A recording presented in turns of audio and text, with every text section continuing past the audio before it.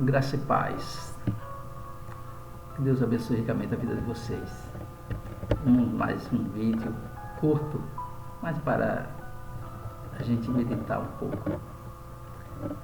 Eu quero compartilhar com vocês hoje um versículo, apenas um versículo do Novo Testamento, no Evangelho segundo escreveu João, no capítulo 8 e o versículo de número 7. Essa leitura toda seria do versículo 1 ao versículo 11, mas nós vamos ler apenas o versículo 7 e daí a gente vai compartilhando, vai conversando um pouquinho sobre esse episódio, tá? Diz o seguinte: porque insistiram na pergunta, ele se levantou e lhes disse: aquele que dentre vós estiver sem pecado, seja o primeiro a lhe atirar uma pedra. A passagem é bem conhecida, né? Chamada passagem da mulher adúltera. Essa passagem se deu quando Jesus havia pregado no dia anterior um dos sermões mais lindos que existe. Foi que no dia da festa, no último dia, Jesus se pôs em pé e disse: aquele que tem sede, venha a mim e beba. Então, que os soldados ficaram impactados e disseram: homem algum jamais falou com esse homem. Em seguida, Jesus vai para o Monte das Oliveiras, vai orar. E ao amanhecer ele retorna para o templo. E no lado de fora do templo, ele está lá conversando com discípulos e muita gente ao seu redor, que as pessoas gostavam de estar aos pés de Jesus. Porque Jesus não só ensinava com as palavras, a sua vida, o que ele fazia ali era uma lição extraordinária. As pessoas bebiam direto da fonte de Deus aos pés de Jesus. Direto. Então, onde ele estava, sempre estava rodeado de uma grande multidão, porque ele era diferente. Ele não só falava a vida, ele era a própria vida. Ele não só falava a verdade, ele era a verdade de Deus, ele era o próprio Deus encarnado. Então, isso atraía a multidão, todo mundo queria estar perto. Quem não queria estar perto de um homem desse? A sua palavra era a vida. Ela enchia o coração, ela inundava a alma, ela alegrava o coração das pessoas, e as pessoas não eram mais as mesmas depois que ouvia a palavra saída da boca do Senhor Jesus. Então, as pessoas estavam lá, a multidão estava lá, ouvindo muita gente.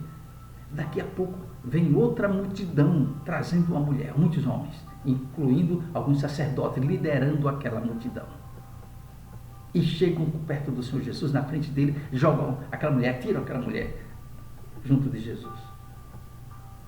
E Jesus está ali, escrevendo ali na terra, fazendo algumas coisas lá, escrevendo.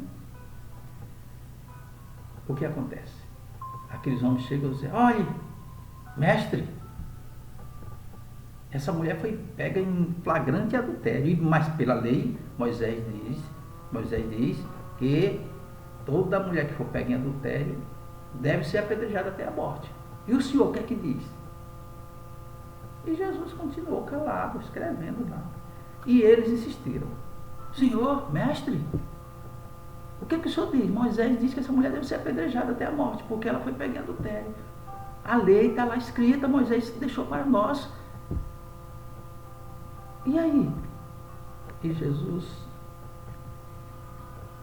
se levanta, bem tranquilo,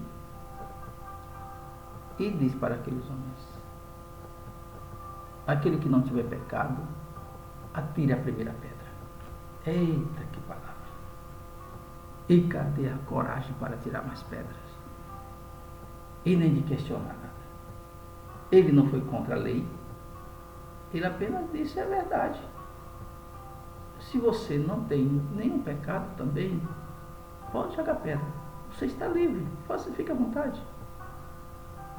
Mas o Espírito de Deus dentro daquelas pessoas, fazendo um movimento, vai, você tem coragem de atirar uma pedra? E isso que você fez? E aquilo lá que você fez? E a mente deles começaram a trabalhar terrivelmente e vinha à tona todos os seus pecados cometidos, escondidos, camuflados. Aparência de santo, mas o coração dominado pelo diabo. E cadê a coragem de atirar a pedra? do mais velho ao mais moço, foram deixando as pedras. E a Bíblia diz que deixaram as pedras sobre seus pés, jogaram para baixo, né?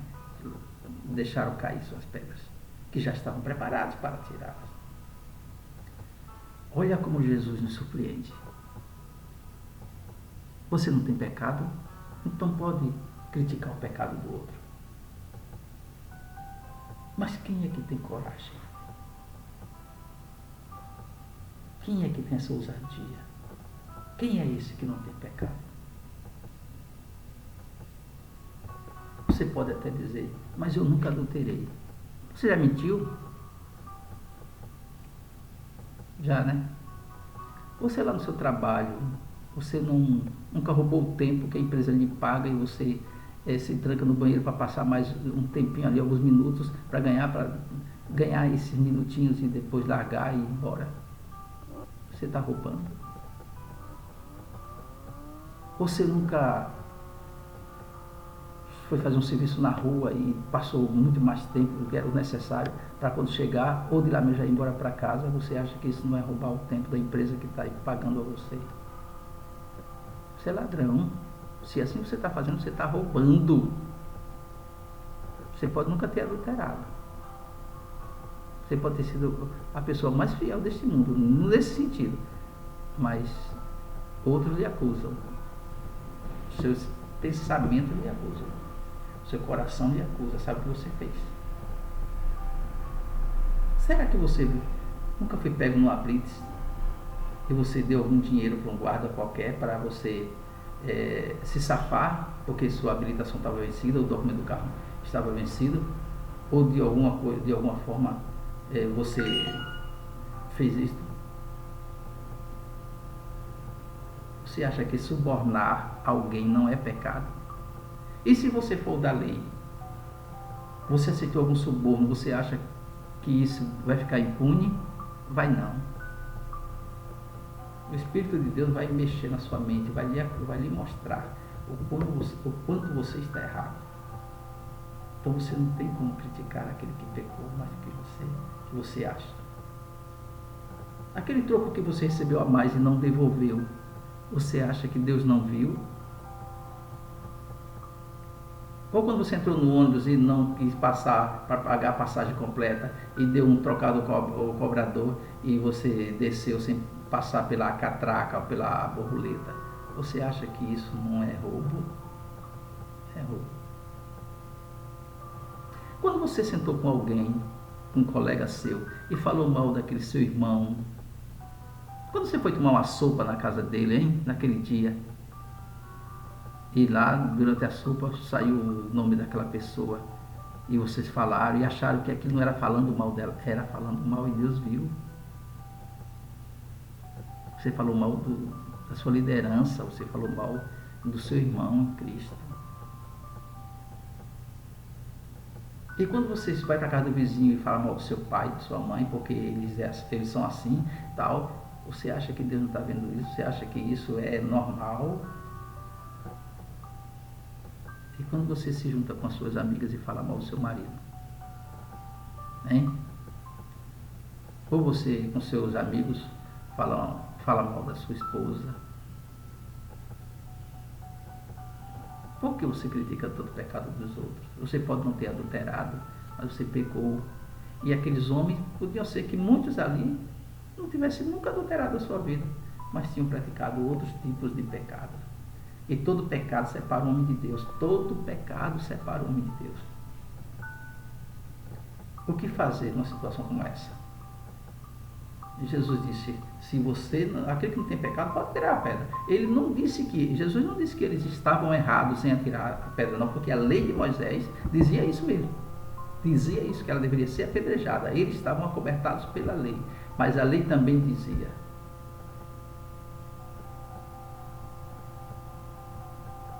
que aquele que pratica o pecado é escravo do pecado. E eles haviam pecado de outras formas, de outras maneiras, mas haviam cometido pecados. E talvez pecados piores do que aquela mulher havia cometido. Nós precisamos entender que o Espírito Santo, Ele, quando nos lembra do nosso pecado, não é nos condenando, mas fazendo com que a gente reflita um pouco sobre o mal que cometemos e venhamos a nos arrepender e a pedir perdão. E a Bíblia diz que aquele que confessa e deixa alcança a misericórdia. E a misericórdia do Senhor está estendida para lhe alcançar. Então, paremos de achar que os pecados das pessoas são maiores do que os nossos. E depois darmos uma de santinhos aí. Não é verdade isso. Deus conhece quem é você, viu? Deus te conhece. Deus te conhece. Que quantas vezes você não falou mal das pessoas?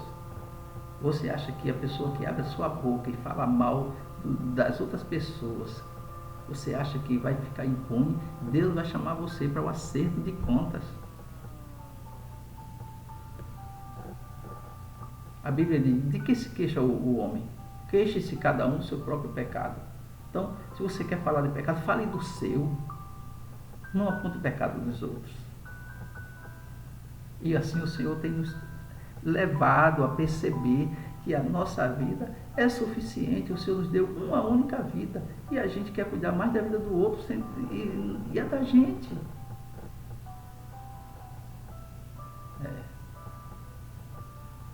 Quando você se junta com as pessoas para fazer algo errado e depois você quer cair fora, não é bem fácil não. Você não vai ser tão fácil não. E outra coisa, se você pecou contra alguém, se você pecou contra uma determinada pessoa, não vá pedir perdão simplesmente a Deus não. Vá à pessoa e peça perdão. Diga para aquela pessoa o mal que você fez. Aí ficou mais difícil, né? Você pecou contra alguém, vá àquela pessoa que você pecou e confesse a ela. Você chega lá na oração e diz, Senhor, perdoa a minha multidão de pecados. Não vai funcionar, Deus não vai te perdoar, porque pecado tem nome. Pecado tem nome e sobrenome. E se você for o Senhor vai dizer, vá a quem você pecou, peça perdão a ela. Era muito fácil assim. Levantar um falso contra alguém, depois chegar em casa e dizer, Jesus me perdoe, eu não devia ter feito isso. Sim. E aquela pessoa que foi prejudicada, ficou por isso mesmo, ela nem sabe, e todas as pessoas ainda acham que ela está errada, que ela é a tristeza que você divulgou. Não. Pecou contra alguém, vá àquela pessoa que você pecou. Agora, se você for e aquela pessoa não quiser lhe perdoar, bem, aí é outra história. A sua função, a sua parte foi feita. Você foi a pessoa, arrependeu-se dos seus pecados, confessou seus pecados e aquela pessoa não quis lhe perdoar, bem, você é perdoado. E aquela pessoa prestará contas a Deus, mas a sua parte você fez. Agora você danificar a vida das pessoas, danificar um colega, um amigo, um parente, um desconhecido até, você prejudicar e depois ir ao Senhor, simplesmente o Senhor vai dizer, volte e acerta as tuas contas com Ele. E depois você vem a mim. Nós precisamos entender, irmãos, antes de confessarmos a Deus os nossos pecados, precisamos chegar a quem a gente ofendeu. E depois, Senhor, me perdoe. Eu já fui a pessoa que eu cometi o deslize, o pecado, e agora estou vindo a Ti. Porque todo pecado, primeiro, mesmo que você cometa contra a pessoa, primeiro é contra Deus. Porque o pecado é a raiz do pecado é a desobediência. Todo pecado a raiz dele é a desobediência. Mas como? Vamos ver. Se for contra alguém, a Bíblia diz que você quebrou um princípio, que a Bíblia diz que você deve amar as pessoas da mesma forma que você ama você. E você não fez assim. Você não levantou um falso contra você. Você não faz isso. Levantar um falso contra você, você chegar em praça pública e dizer, está vendo aqui? Eu fiz isso, eu fiz aquilo. Você não vai fazer isso. Mas você diz das pessoas. Então você não ama as pessoas como você se ama. Então nós já quebramos um princípio aí. Nós precisamos entender. Se não houver uma vida regenerada, guiada pela palavra de Deus, você não tem parte do reino de Deus. A palavra é para nós. A palavra foi escrita para nós entendermos que a forma como Deus coloca para a gente andar, essa é a forma verdadeira, essa é a forma fiel, essa é a forma mais clara de agradarmos a Deus. E aquela multidão que havia se juntado para apedrejar aquela mulher não ficou nenhuma. E Jesus pergunta: cadê teus acusadores? Ela diz: Senhor, foram todos embora. Diz: vai, eu também não te condeno. É isso. Mas Jesus não chegou para aquela mulher e disse: você, hein? Você casado e fez isso. Não, Jesus não fez isso. Porque depois que ele perdoa, e até porque aquela situação ali não foi que ela havia pecado contra Jesus. Ela agora precisava acertar a sua vida. Vamos cuidar da nossa vida. Lembra-te, feriu alguém, vai lá, confessa. Falou mal de alguém, aquela pessoa tem um respeito tão grande por você.